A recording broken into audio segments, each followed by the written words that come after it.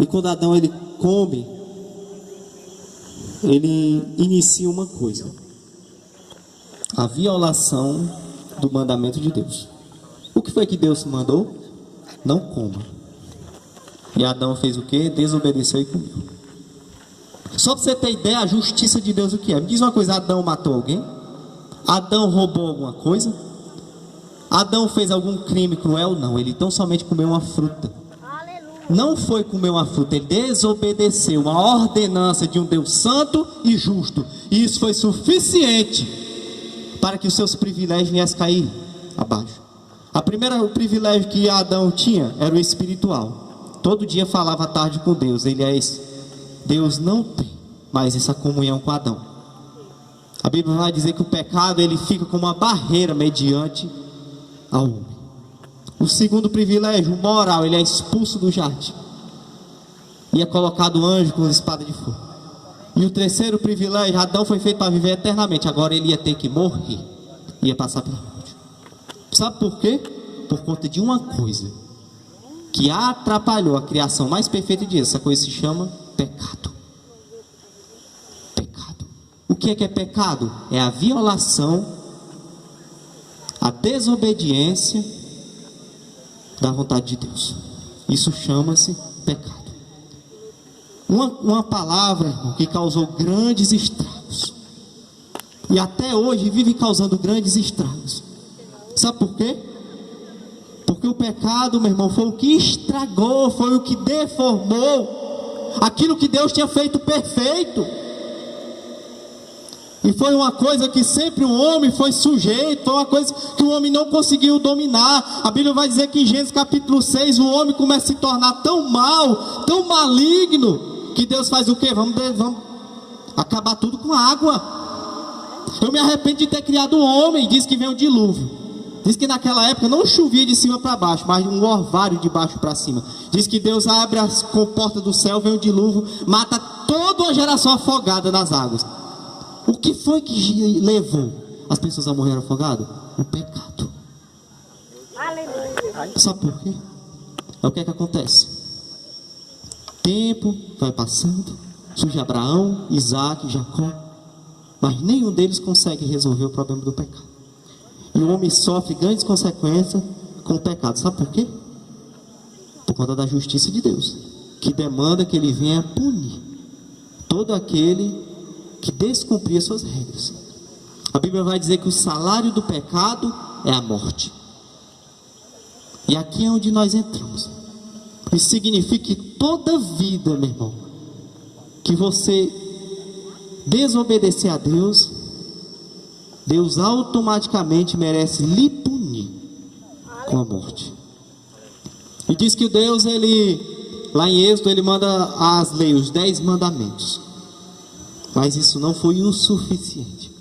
Porque diz que quando ele termina de dar as leis, o povo tudo diz, olha, Deus diz, vocês vão ter que viver segundo esses mandamentos. E o povo diz, olha, tudo que você falou nessas tábuas aí, nós vamos cumprir. Não cumpriram nada, descumpriram tudo. E a lei não foi suficiente para o homem ser salvo e vencer o pecado. É como se tivesse falhado, não porque a lei fosse falha, mas o problema é o pecado no homem, que atrapalhava ele de cumprir a lei. Por isso que a Bíblia vai dizer que maldito é todo aquele que vive na lei. Não é porque a lei, os 10 mandamentos é ruim, eles são bons. O problema somos nós, que não temos capacidade de cumpri-los. Você já mentiu? Você já teve pensamentos errôneos?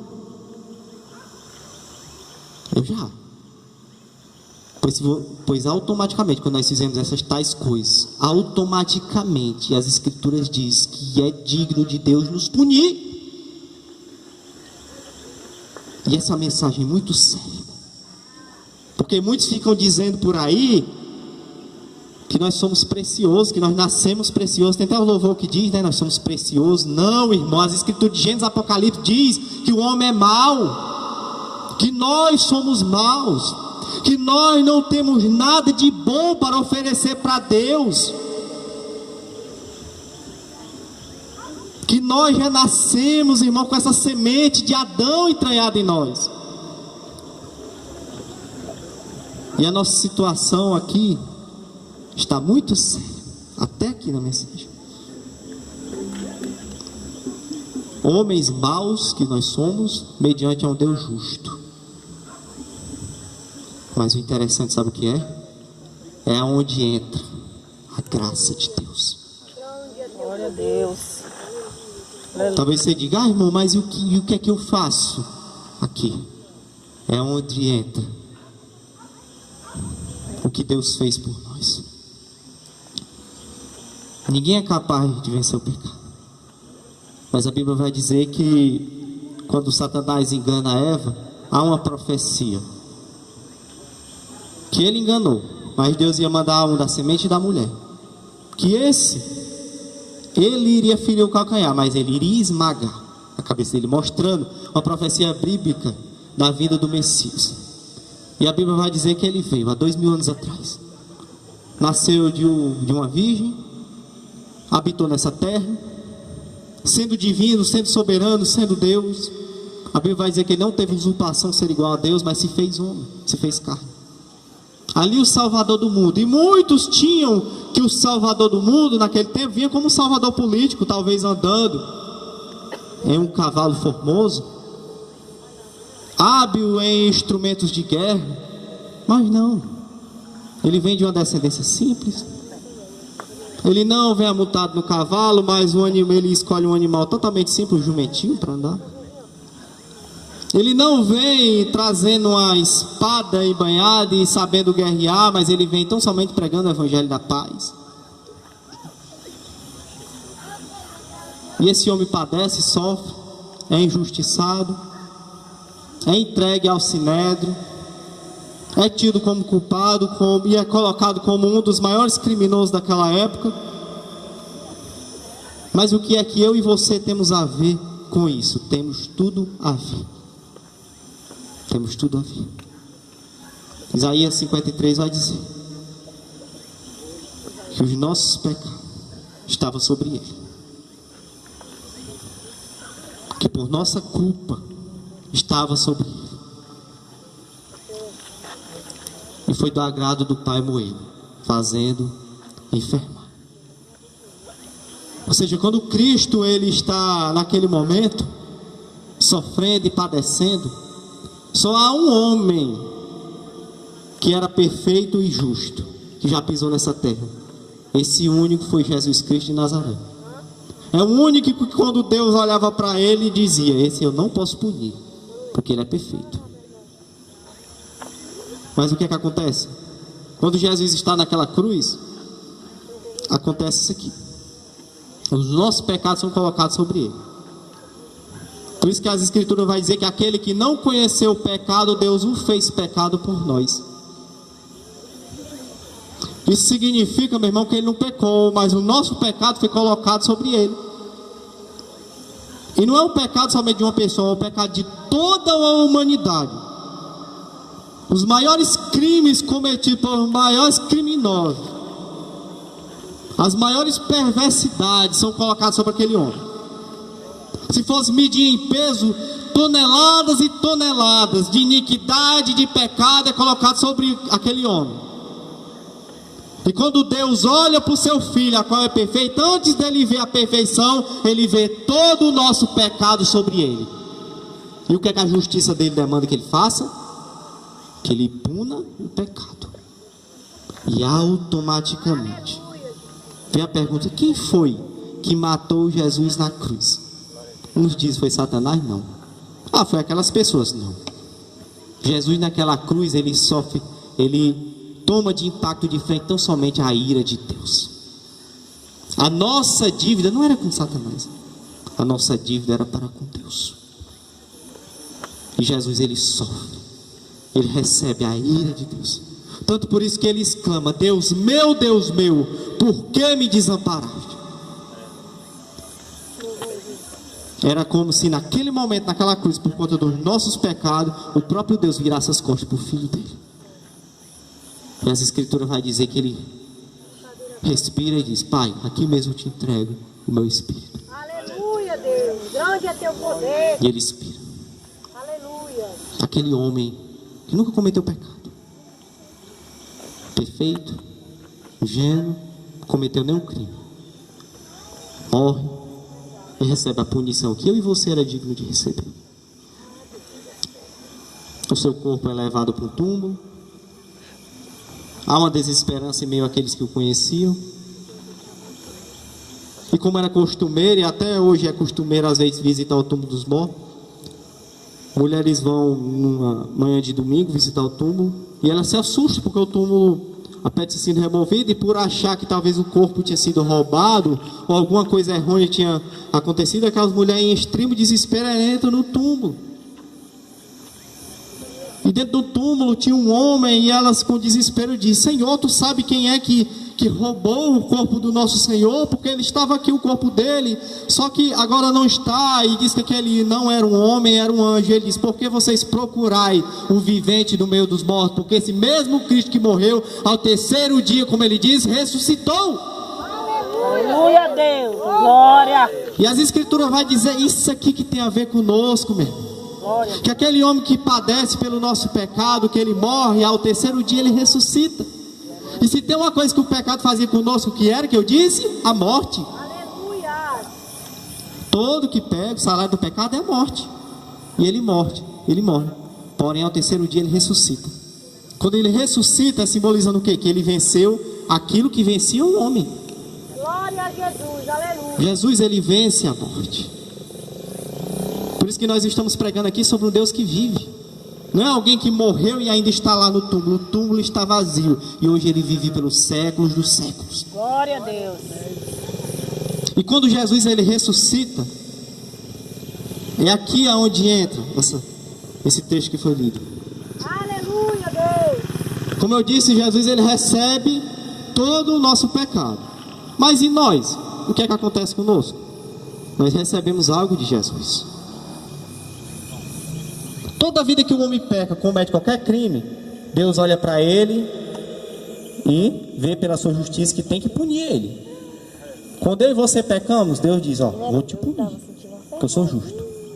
Só que quando você tem fé em Cristo e diz: eu creio que Cristo morreu por mim na cruz, eu creio que Jesus levou meus pecados na cruz, eu creio que Jesus ele me salvou através da cruz, automaticamente quando Deus vai te punir, é como se o filho chegasse mediante o pai e dissesse assim: pai, realmente ele pecou, ele errou e ele é digno de você punir.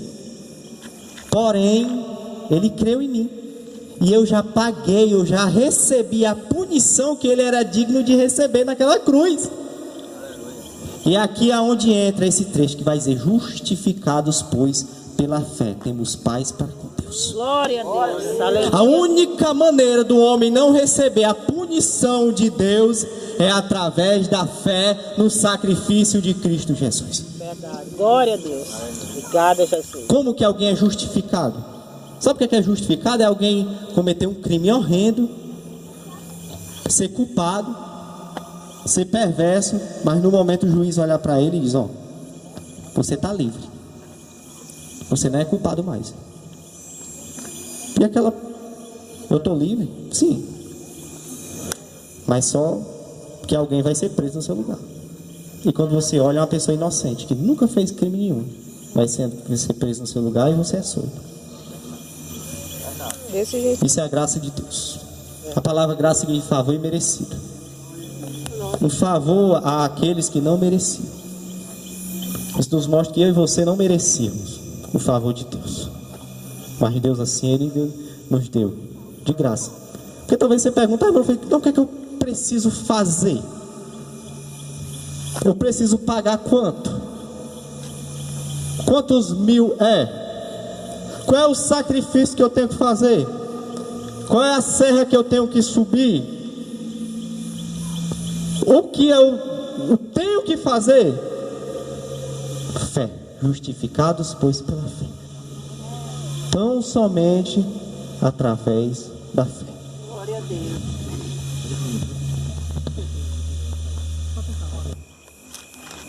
Glória a Deus. Aleluia, Jesus. Grande é teu poder. A fé. Glória a Deus. é Deus muito importante. poderoso. Aleluia. Você gosta de receber presente, não é verdade? Aleluia. Quando alguém vem te trazer um presente, é a maior alegria, né? Você pode ficar à vontade se você quiser me dar um presente quando quiser. Aleluia, Deus. Mas quando alguém vem te dar um presente, você quer. Sabe por quê? Porque o presente é de graça, não custa nada quando você faz aniversário. Aleluia. Aí o que é que você faz para receber um presente do seu aniversário? Você estica sua mão. Não é? Ninguém recebe presente sem esticar a sua mão. Assim é a vida eterna. A fé é como se fosse a nossa mão esticando para receber o presente de Deus. É isso. Justificados, pois, pela fé. Então você só pode ser justificado através da fé. E o problema, sabe por que é que até hoje você não se encontra salvo? E você acha que Deus a qualquer momento pode te punir? É porque você não tem procurado a justificação através da fé. Você tem procurado a justificação através de métodos errados.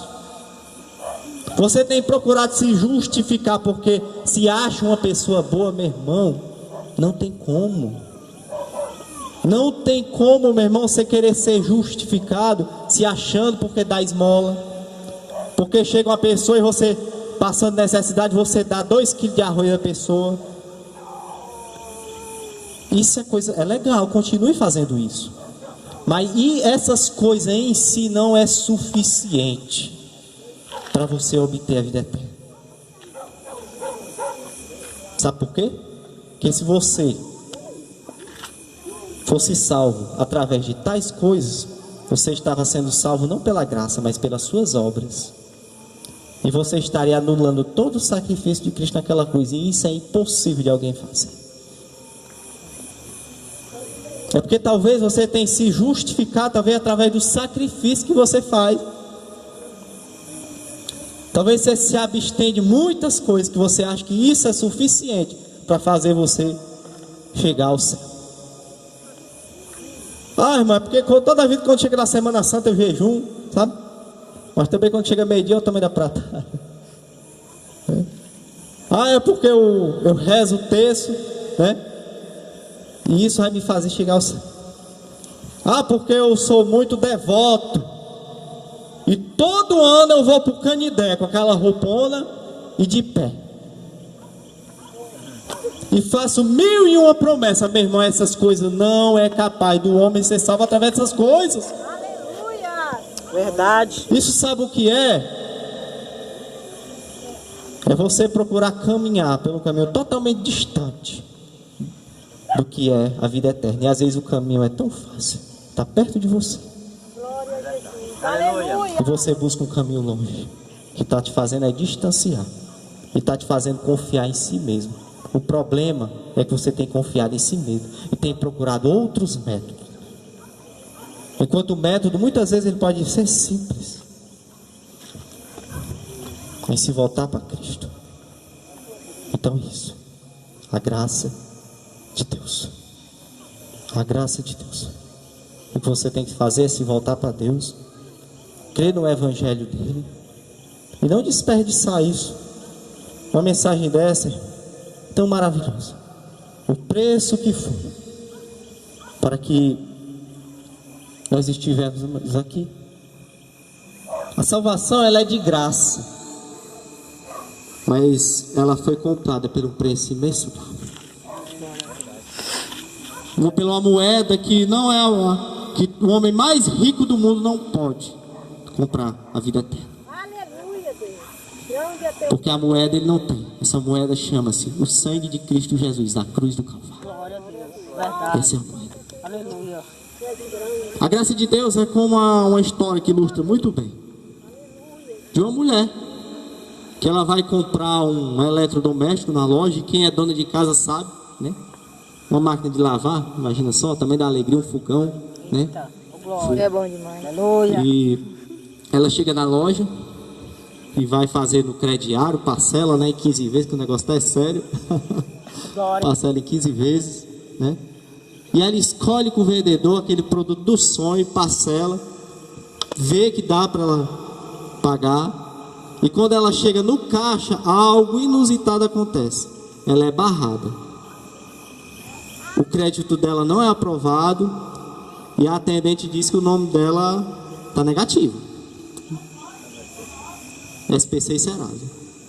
Quando aquela mulher vai investigar, o nome dela está sujo, quando ela vai investigar a dívida, é uma dívida milionária. Imagina só você.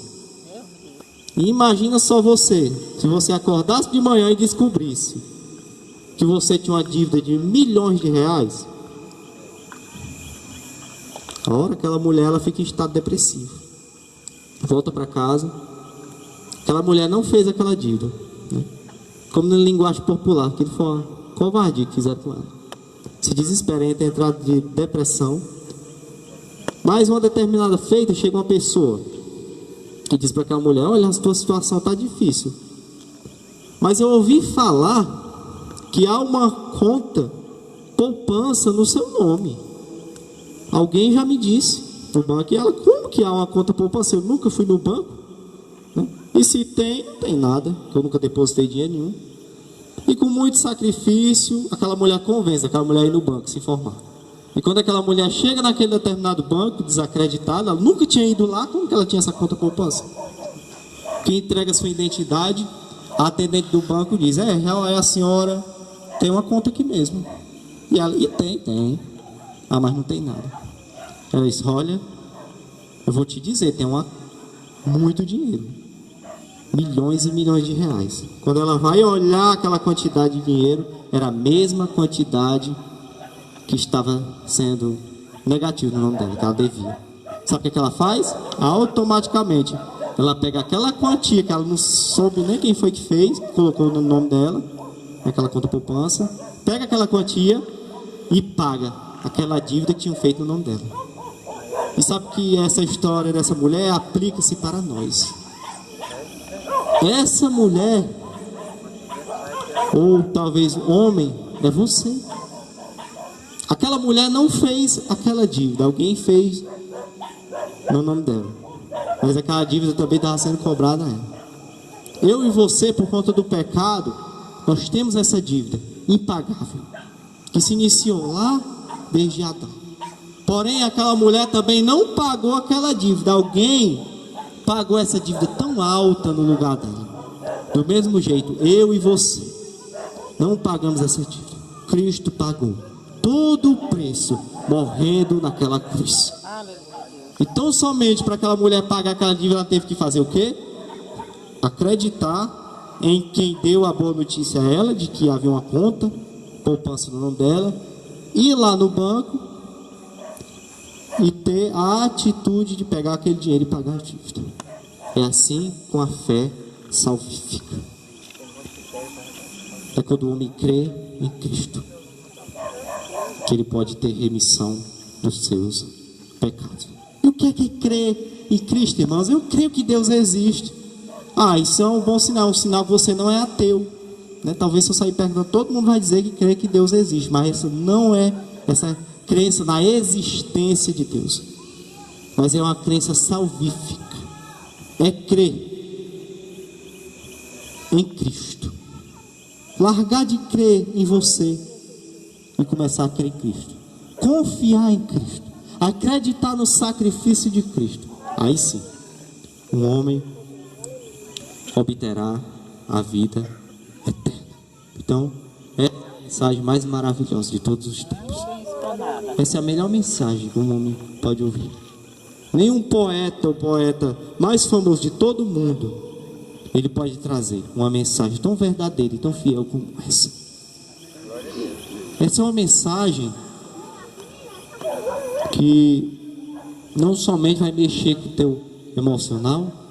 Essa não é a mensagem que te promete uma vida de fartura e de riqueza nessa terra, mas essa é uma promessa que é capaz de pegar um homem pecador, filho de Adão, com a dívida impagável mediante a Deus, e fazê-lo uma nova criatura em Cristo Jesus e fazê-lo herdeiro das mansões celestiais. Aleluia. Então que Deus em Cristo nos abençoe em nome de Glória a Jesus. Deus. Amém. Aleluia. Gilmar por filho. Glória a Deus. Glória a Deus. Glória a Deus. Amém, meus amados irmãos. A importância desta palavra, meus amados irmãos, aqui já para concluir, que o Facundo trouxe nesta noite, ela tem a mesma importância que a arca de Noé, naquela geração do dilúvio, ela teve. Deus chegou para Noé e disse: olha, faz uma arca assim, assim, assim, porque eu vou trazer o dilúvio sobre a terra. E eu vou trazer extinção toda esta geração, exceto a família de Noé. E isso aconteceu. Depois Deus prometeu e destruiu a cidade chamada Sodoma e Gomorra. E Abraão foi lá, falou para o justo Ló. Aliás, Ló falou para seus futuros genros que aquela cidade ia ser destruída. Eles não creram, continuaram na cidade. E a cidade foi destruída. Hoje o Evangelho nos promete a vinda, a volta de Jesus Cristo a esta terra, acompanhada do arrebatamento. E não mais é a arca de Noé, e nem é mais aquela mensagem que Ló falou para seus futuros genros na cidade de Sodoma. Mas a palavra do Evangelho, a mensagem do Evangelho. Um dia essas palavras vão cessar da terra, não vai precisar mais. Ela está sendo necessária por conta que ainda há muitos escolhidos de Deus. Vocês que nos ouvem nesta noite, eu queria que vocês tivessem o conhecimento do que eu vou falar agora para vocês. Não são poucas pessoas que nos pedem para que nós façamos esse culto em várias localidades, muitos municípios aqui do Ceará. Em Fortaleza, pessoas entram em contato conosco, pedindo para que nós vá pelo menos um mês levar essas palavras. Em vários municípios aqui do Ceará, em vários estados do Brasil, e em mais 4 países fora do Brasil, nos estrangeiros. Vocês podem acompanhar isso que eu estou dizendo a vocês no nosso canal do YouTube. Vocês vão ver os comentários das pessoas que comentam, da Alemanha, da Itália, de Portugal e mais alguns países que eu não lembro agora, porque nós vemos trazendo a mensagem do Evangelho. Hoje Cristo, pela sua palavra, ainda está falando para vocês: venham, pecadores, se arrependam. Eu não vim condenar o mundo, eu não vim julgar, mas eu vim salvar. Quando eu for levantado da terra, todos atrairei a mim. Aquele que vem a mim, de maneira alguma lançarei fora. Isso é o que gira em torno da mensagem do Evangelho para nós, hoje contemporâneo, que ainda há tempo de atentarmos para essas palavras, se arrepender e não seguir uma religião, não se impor a obrigatoriedade de homens que impõem leis sobre vocês, quando a Bíblia não manda fazer nada disso. Mas dá ouvido a essas palavras.